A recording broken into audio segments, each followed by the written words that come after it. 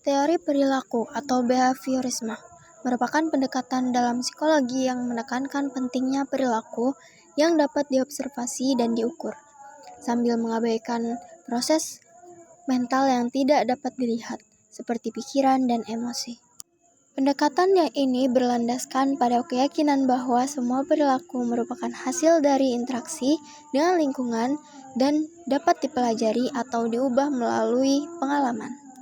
Dua konsep utama dalam teori ini adalah pengkondisian klasik yang diperkenalkan oleh Ivan Pavlov, di mana stimulus netral menjadi terasosiasi dengan respons tertentu setelah seringkali digabungkan dengan stimulus yang sudah dikenal, dan pengkondisian operan yang dikembangkan oleh B.F. Skinner, yang menekankan bahwa perilaku dipengaruhi oleh konsekuensi yang mengikutinya, baik dalam bentuk penguatan positif maupun hukuman. Tokoh-tokoh utama dalam teori ini seperti John B. Watson dan Skinner berpendapat bahwa psikologi seharusnya lebih fokus pada perilaku yang dapat diamati daripada spekulasi tentang proses mental yang tidak terlihat. Teori perilaku telah diterapkan dalam berbagai bidang, termasuk pendidikan dan terapi, di mana teknik penguatan positif digunakan untuk mendorong perilaku yang diinginkan.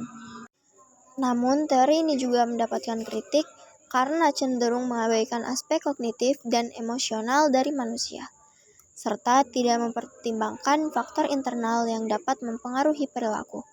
Meskipun demikian, kontribusi teori perilaku tetap penting dalam memahami dan memodifikasi perilaku manusia.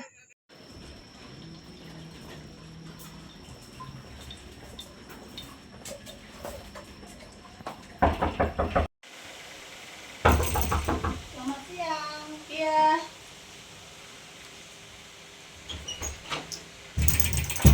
Silakan masuk. Baik, Bu, terima kasih.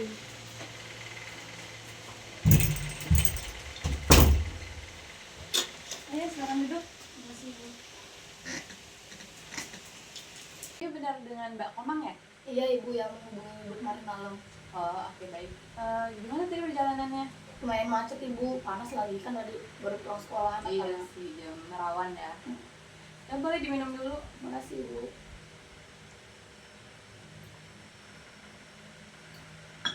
Oke, baik. Jadi Mbak kesini mau konseling ya? Iya, Ibu, benar. Sebelumnya udah pernah melakukan sesi konseling? Tidak pernah, Ibu, baru pertama kali di sini.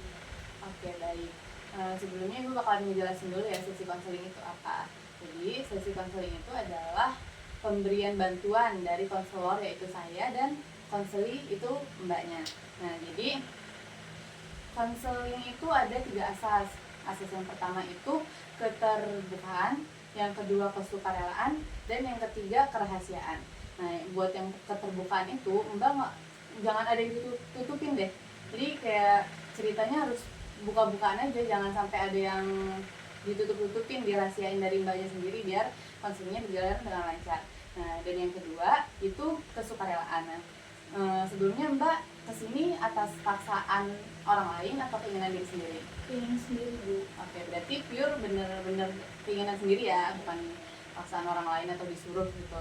Nah, kemudian yang ketiga itu asas kerahasiaan. Nah, jadi Mbak tuh nggak perlu khawatir tuh cerita Mbak bakal nyebar kemana-mana.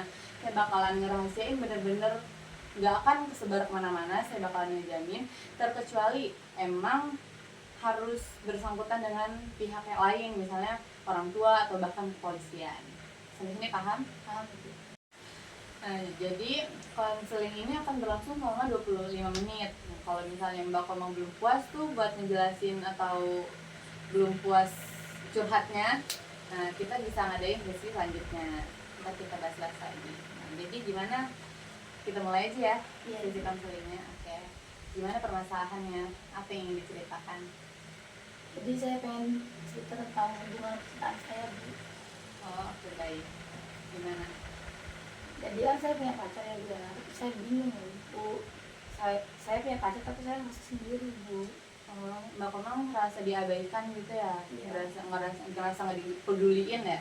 Nah, terus kalau misalnya Mbak Komang ngerasa nggak dipeduliin itu apa yang Mbak Komang lakuin? Biasanya saya bakalan kayak nanya dia kan, spam gitu. Tapi kadang saya diem juga, Bu, karena kayak saya capek. Sedih pasti ya. Nah, terus kalau misalnya Mbak Komang udah ngerasa sendirian, Mbak Komang udah pernah nyoba ini nggak ngungkapin sama dia gimana gitu perasaan Mbak Komang kalau misalnya diabaikan? Udah pernah, Bu, tapi responnya dia kayak bilang, ya sabar, saya kan juga punya kesibukan saya sendiri, kayak gitu, Bu. Oh, oke, paham. Itu hal wajar sih ya sebenarnya, tapi kadang kalau diabaikan juga bisa lebih parah ya. Nah, jadi gimana perasaan Mbak waktu dia mengabaikan Mbak, ya benar-benar rasa yang sakit itu gimana? Saya ngerasa nggak dihargain, Bu. Apalagi kan dia sering banget ngabain aku kan dia. Aku ngerasa kayak aku nggak seberangkat itu kah, nggak sebaik itulah aku buat kamu gitu. Kalau kadang cemas juga ya, nggak enak perasaan sakit hati gitu ya. Terus kalau misalnya udah kayak gitu, apa respon baik Mbak buat ngadepin dia nih? Biasanya saya langsung ngomong langsung, Bu, ke dia, kayak nanyain kenapa gitu, kayak gitu, Bu. Oh, oke, ngerti. Bagus sebenarnya, tapi coba kita buat rencana kayak misalnya Mbak Komang bilang tuh sama dia, nyapain perasaan Mbak kalau misalnya Mbak tuh cemas kalau misalnya dia nggak balas chatnya Mbak gimana. Memang gak kira-kira ngomong kayak gitu? Kedengarannya sih bisa, Bu, karena dia juga kan perlu waktu sama Bu, jadi aku harus namanya pelan-pelan banget sama dia. Iya benar, Mbak juga harus milih yang waktu yang tepat buat ngomong sama dia, karena emang waktu yang tepat juga tuh ngebantu. Kadang kan mood orang beda-beda ya, kadang emang lagi mood, kadang kalau nggak mood ya kita juga responnya nggak sesuai ekspektasi ya. Nah, terus kalau misalnya Mbak udah ngechat, terus respon dia juga nggak sesuai ekspektasi Mbak gimana? Biasanya sih saya diem dulu bentar ya, Bu, mikir dulu, Pak, karena dia kan juga butuh waktu kan ya, Bu, ya, untuk mengolah semuanya. Nggak juga dia harus ngurus satu terus kan. Iya. Kan dia juga punya hidup sendiri. Kadang saya bengong aja, Bu, sambil nunggu balasan dia. Jadi kalau misalnya dia merespon tidak sesuai ekspektasi, ya nyoba mengolah kesabaran lagi ya. Sebenarnya ngelakuin hal yang lebih positif juga itu membantu Mbak buat ngadepin respon dia yang kayak gak sesuai ekspektasi Mbak itu. Iya, tapi kadang juga kan namanya perempuan ya, Bu, ya, pasti yang ini yang enggak kan, Bu. Kalau dia terus sampai gitu, kalau sekali dua kali ya oke lah, Bu, tapi itu keseringan banget, Bu. Jadi saya kayak butuh validasi untuk itu. Apa aktivitas Mbak yang biasa Mbak lakuin sama dia yang senang-senang lah, yang bikin Mbak happy? Biasanya setiap minggu tuh 2 kali itu kita tuh nonton bareng, Bu, kan pasti ada film baru kan, Bu. Iya. Nah, kami sering ke bioskop nonton bareng berdua. Habis itu kami duduk kayak di bioskop tuh kan di luarnya kan ada kursi kan, Bu. Kan biasanya buat ikat bareng, kayak foto bareng gitu, Bu, ikutin tren-tren yang ada di TikTok. Sama kalau hari Minggu tuh biasanya kita tuh ke taman, Bu. Ngedate kayak makan-makan. Ke taman kami duduk-duduk kan, makan jajan yang suka kami lah yang sering kami beli. Pokoknya selalu ada seminggu itu kita pasti keluar, Bu, tapi belakangan ini ya jarang. Ya mungkin karena dia sibuk sama teman-temannya kali ya, jadi dia rada Iya, nggak habis ini. waktu sama temen. Nah coba kalau misalnya dia kurang peduli sama Mbak Komang atau dia suka lama balas chatnya, Mbak mikirin hal yang positif itu, yang kayak Mbak bahagia kan sama dia, misalnya kayak Mbak main jalan-jalan sama dia, Mbak ngedate, makan bareng, nonton bareng, minum bareng gitu. Iya ya, harusnya aku lakuin itu ya, Bu, tapi aku malah putusnya itu malahan. Iya, makanya kalau misalnya di posisi itu Mbak harus mikir ke yang positif aja lah, gimana Mbak bareng sama dia tuh. Maka saya coba, Bu. sebelumnya Ibu mau nanya juga nih, selain Mbak seneng kan ngobrol sama pasangan, ngedate sama pasangan, makan-makan sama pasangan, atau jalan-jalan sama pasangan, nah itu hal apa yang Mbak biasa lakukan mandiri ya, Mbak lakukan sendiri yang bikin Mbak tuh lebih seger, lebih happy, seneng, pokoknya Mbak seneng lah ngelakuin itu, jadi ngerasa lebih baik. Nah itu apa? Biasanya sih saya lebih ngabisin waktu ke organisasi Bu, kan saya di kuliah ke organisasi sama ngabisin waktu sama teman-teman. Kayak saya kan menempat tuh anaknya sangat-sangat lucu-lucu kan Bu. Biasanya saya main sama mereka Bu, berempat kemana-mana, keliling-keliling, kayak apa nggak nonton gitu. Apalagi kalau saya lagi sedih banget kan Bu, saya pasti nyari mereka. Terus kalau mereka lagi sibuk, biasanya tuh saya baca buku, kayak scroll TikTok gitu Bu.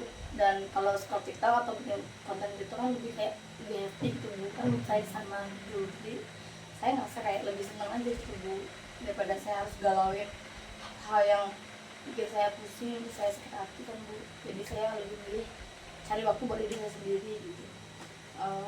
Oke. Bagus juga tuh sebenarnya melakukan hal yang positif lah ya. Nah, selain itu apa Mbak Komang kuliah kan ya? Mbak Komang ikut organisasi juga? Ikut Bu. Bisa juga menghabiskan waktu di sana kan ya? Ya bisa Bu. Nah, kalau dia dalam organisasi, Mbak Komang biasanya ngapain tuh yang membuat Mbak Komang merasa sibuk dan lupa segala hal yang bikin sakit gitu? Biasanya kan kalau di organisasi itu banyak proyek ya Bu ya, setiap tahunnya pasti ada, sebulannya pasti ada. Nah saya selalu ikut berpartisipasi Bu, kayak jadi panitia, jadi kayak CO konsumsi. Kemarin ini saya jadi sekretaris pelaksana Ibu. Di sana saya benar-benar aktif banget Bu, jadi kayak waktu saya buat galau tuh saya pakai buat ngerjain proposal, kayak bikin rapat-rapat selanjutnya, buat job-job selanjutnya, biar saya tuh nggak selalu berpatok kayak kenapa mikir ini itu apa kurang apa aku buat dia kayak gitu. Jadi saya lebih kayak fokusin ke UKM saya Bu. Nah, sebenarnya banyak hal positif yang Mbak Komang lakukan, tapi Mbak terlalu fokus pada sakit hatinya Mbak, jadi Mbak nggak bisa mengekspresikan kan gimana sakit hatinya Mbak juga nggak mengungkapkan sama dia kalau misalnya Mbak sakit hati. Terus juga Mbak juga bisa mengalihkan masalah-masalah percintaan Mbak itu kepada hal-hal yang lebih positif lagi kan. Nah, sekarang ayo kita buat daftar aktivitas yang Mbak bisa lakuin kalau misalnya Mbak lagi ngerasa galau, cemas, terus kayak ngerasa diabaikan sama pasangan Mbak. Nah, kalau udah ngelakuin cara-cara ini, gimana cara Mbak buat ngecek kemajuannya? Biasanya sih saya kayak buat diary gitu Bu. Buat diary. Cerita apa yang ada di pasanganku, apa yang mau aku lakuin, apa yang pengen aku lakuin gitu Bu. Dan juga saya biasanya tuh kalau kayak gitu saya nulis-nulis tempat-tempat yang mau saya datengin, kayak pengen aku datengin di sana gitu, sendiri atau sama dia gitu. Tapi makanya kan karena saya sendiri, jadi saya kayak nyari-nyari tempat yang buat enak merenung sendiri atau melukis, gambar gitu Bu. Itu sih Bu yang aku lakuin. Sama sering kayak datang ke coffee shop, di kopi gitu. Saya suka gitu. Kalau udah minum kopi kan rasanya lebih tenang gitu Bu. Jadi saya lebih kayak legowo gitu, mau ngelakuin apa aja kayak lebih nyaman. Iya, gue ngerti. Nah, ide yang bagus tuh. Jadi dengan kamu nyatin aktivitas kamu, jadi kamu jadi bisa tahu pola perkembangan perasaan kamu itu gimana, apa yang kamu rasain. Ntar kan kelihatan dari catatan kamu itu. Iya Bu, saya setuju banget dengan cara ini. Saya jadi bisa mengerti kayak saya bakal ngelakuin apa tuh, jadi saya ngerti Bu. Saya bisa memahami situasi yang saya hadapi. Tapi biasanya kalau udah kayak aku udah walaupun udah baca itu, kalau nggak ngerti, kalau saya ingin menghubungi Ibu, apa tetap bisa gitu? Boleh, kita bisa mengadakan atau merencanakan sesi berikutnya kalau emang masih perlu kita bahas atau kita kulik lagi masalahnya kayak gimana. Baik Ibu. Nah, gimana nih perasaannya setelah kita ngelakuin sesi konseling ini, apa masih ada yang ngeganjel di hatinya gitu, apa masih ada yang perlu diomongin atau gimana? Setelah sesi konseling ini saya merasa lebih baik Bu, kayak saya lebih terbuka, lebih kayak tenang gitu, kayak legowo aja, kayak oke berarti kedepannya saya harus lebih santai, lebih relax, kayak gue lebih baik lagi Bu, nggak kayak kemarin. Kayak di kemarin kan kayak ada tekanan, gue ya masih kayak nyesek gitu Bu. Kalau sekarang kayak lebih santai, lebih relax gitu Bu. Udah ada curhat ya. Iya. Tapi bagus loh Mbak Komang, dengan sesi yang nggak begitu panjang ini atau bisa dibilang singkat, Mbak Komang udah bisa ngendaliin perasaan Mbak gimana, udah bisa ngerencanain gimana ke depannya gimana. Bagus loh itu. Makasih Bu. Nah, jadi apa nih kesimpulan yang Mbak Komang dapetin setelah berjalannya sesi konseling kita ini?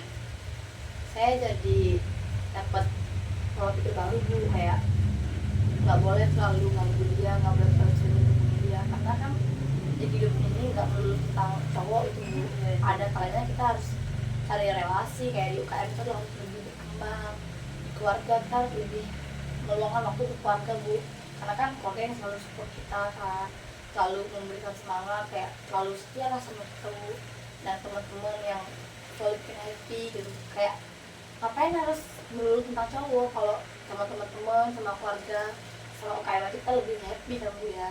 Jadi kenapa kita harus melulu mikirin tentang itu aja, yang sesuatu yang nggak perlu terlalu dipikirin. Kan pacaran itu waktu buat kita lebih happy kan ya Bu. Kalau enggak ya kita cari sesuatu yang bikin kita happy. Dan kesimpulan yang saya dapat tuh, saya jadi mikir Bu, kayak kemarin saya ngapain, kalian saya ngapain ini nggak sih, biar hidupku tuh lebih produktif, biar hari-hari itu nggak cuma nangis-nangis saja, kayak lebih mementingkan buat cari relasi di luar, kayak main, ikut UKM, ikut bantu-bantu gitu, biar nambah ada sisi positifnya lah Bu gitu.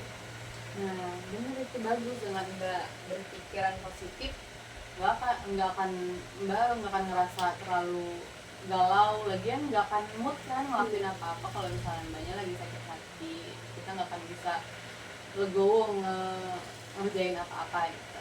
Iya bener banget Bu, saya lebih mikir kayak ngapain ya kemarin tuh, harusnya saya bisa ngelakuin ini, lebih produktif dari hari-hari aku, kayak ngelakuin hal-hal baik, bisa kayak padahal aku tuh bisa ngelakuin hal yang lebih positif dari itu loh Bu. Saya bisa ngelakuin kayak jogging gitu sama teman-teman, cari makan di luar yang makanan yang kita suka, biar kita tuh lebih happy. Kayak ternyata kalau kita lebih happy, lebih umur kita lebih panjang gitu ya Bu ya, daripada kita nangis terus. Nah, bagus tuh Mbak Koma, dengan Mbak berpikiran kayak gitu, Mbak jadi punya pola pikir yang baru, terus semangat yang baru, jadi kayak seolah-olah Mbak tuh bisa membuka lembaran baru lah ya intinya. Nah, jadi mungkin sesi konseling kita cukupkan sampai sini aja ya. Nah, apa mungkin Mbak masih ada tambahan?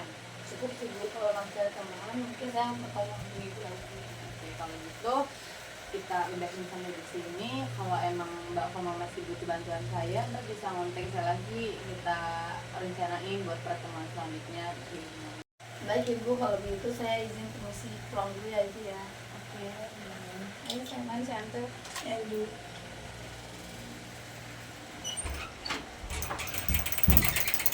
Terima kasih Ibu ya. sama-sama. Hati ya. Kabarin kalau udah nyampe. Morning's done, the day is one. Sun dancing and everything's fine. A gentle breeze, the city's slow.